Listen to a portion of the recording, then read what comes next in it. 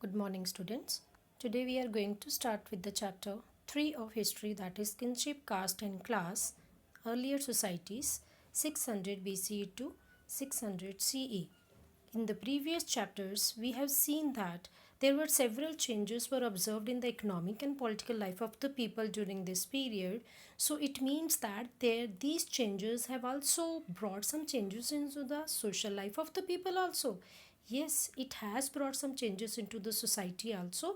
And for example, the extension of agriculture to the forested areas has also transformed their lives of these forest dwellers, and also there was introduction of the new social groups and unequal distribution of the wealth. Now we just think that ki how historians are finding out about all these things, ki how these economic, political and social life of the people have been changed.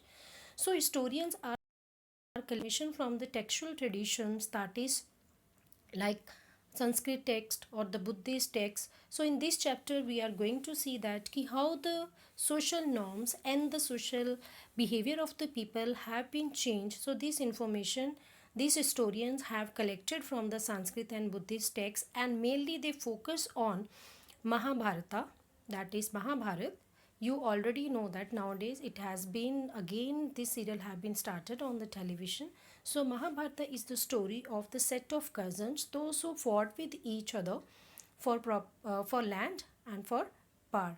So now let's see that how this Mahabharata is helping us to know about the critical traditions, to know about the life, social life of the people during this period. So Mahabharata was one of the story, as I told you about the two sets of the cousins. So the one task was assigned to the team of the scholars, which was headed by Sanskritist V.S. Sukandkar, and this team was given a task to prepare a critical editions of Mahabharata. Now you might be thinking that what is this critical editions of Mahabharata? It meant that collecting Sanskrit manuscripts of this text, means all text which are of all manuscripts which are written, manuscript means which are written, scripts which are written by hand. So those scripts which are written in the variety of languages.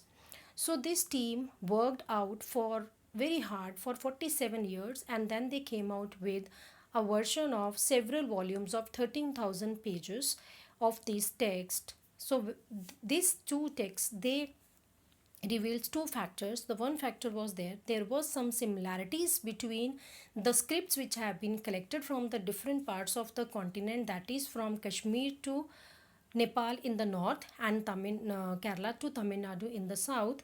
And second thing also, they found that there were some variation just because that these scripts have been collected from the different regions. So when we see this, we wanted to understand then it's a very complex process these Sanskrit texts were written by the Brahmanas, and these Brahmanas has also laid down some social norms, and these social norms were bind on the society to follow. But there were some Buddhist texts also which reveals that in some of the societies these social norms have been rejected also by the people. So now let's see about the kinship and the marriage. So kinship, as we all know that kinship means the relationship between the members of the family. So we are taking families as a very leniently, because family we are thinking that it's a very simple thing. Family means the mother, father and the children.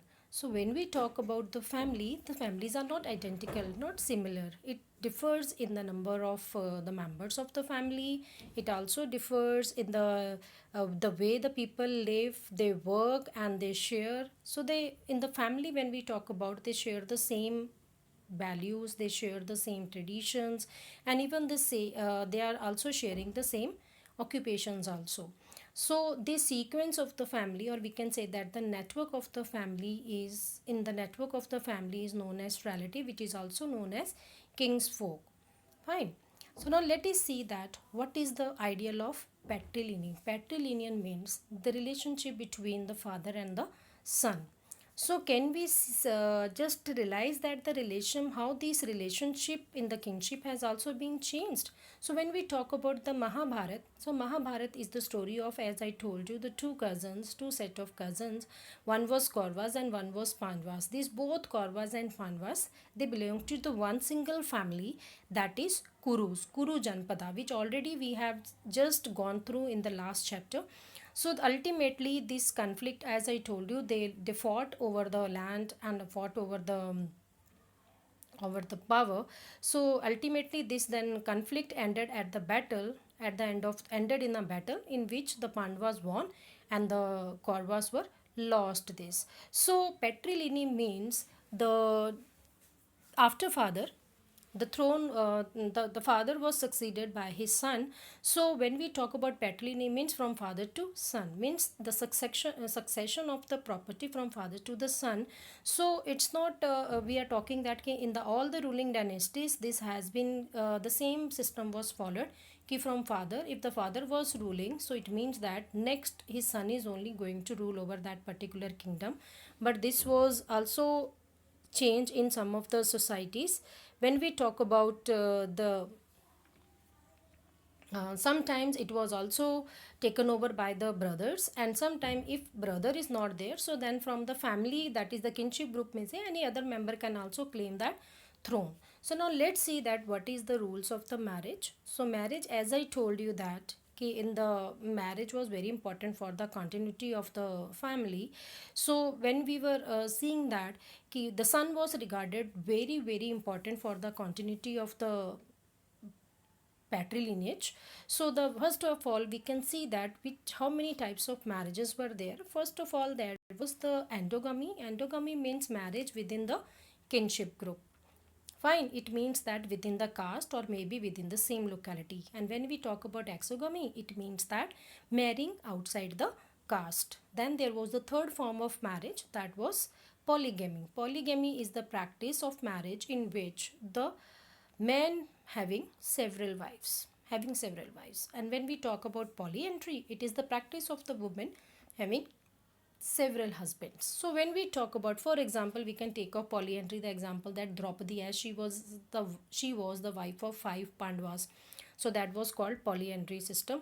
So when we talk about the marriage here, the rules were different for the men and women. For the daughters, it was the status which was given to the daughter was that she should get married outside the kinship group. That was they felt that it is desirable, and they wanted that the girl should get married at a proper age, and she should also be married to the proper person also.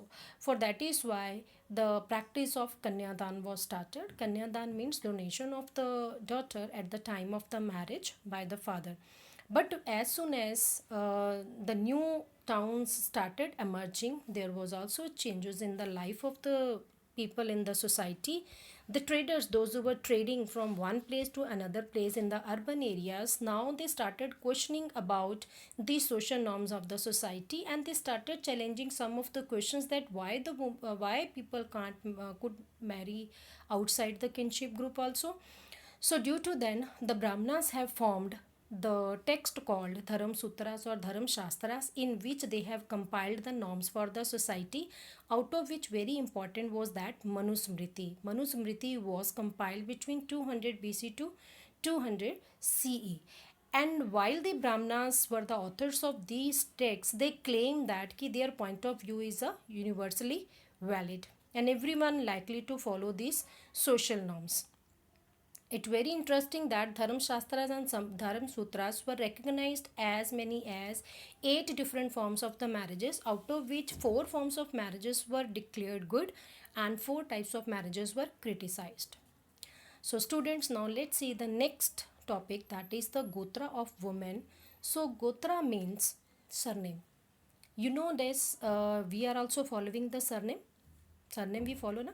So Brahmical practice, when we see that it's classify people respectively in terms of gotras. Each gotra was named after a Vedic sphere and belonged to the same Gotra was recognized as his descendant. If the people, those who are belonging to the same Gotra, so it was just revealed that ki these all people, those who belong to the same Gotra, they are the descendants of the same family. But it was different for the women. When the women get married, when the girl get married at that time, so she had to change her Gotra. Now she has to adopt the Gotra of her husband after the marriage. So we can't say that ki it was only just common for the men and women, which were sometimes deriving their Gotra names not only from their father, but also there was system that ki sometimes some people they derive their names or from their mother's name also. They derive their Gotras from their mothers also. For example, the Satvahana dynasty, they ruled in the Western India and the Deccan part in the 2nd century. Several of their inscriptions are just telling us that ki the Satvahana rulers, they got their names from their mother's name, like Gautami Putra Sarni. So Gautami was their mother's name. So some of the Satvahana rulers were polygamous also, means they were having more than one wife. And when it was examined that ki sometimes the names of their wives they have been derived from the names of their mothers. So is women were also important at that time? Yes, when we see the example of the Sadhvanas, we can say that if the names of the Sadhvana rulers derived from the mother's name, yes, women was also important at that time. Mothers were important, but we see, don't come to any conclusion, but just reading this first statement only, see the second also. But these Satvana rulers, they were succeeding their father's throne, their father's kingdoms. So we can't totally say that ki these mothers were important in the that particular period. Fine. So for today, this topic, these many topics is enough, and I'm concluding my lesson with this. And next topics we will cover in the next lesson.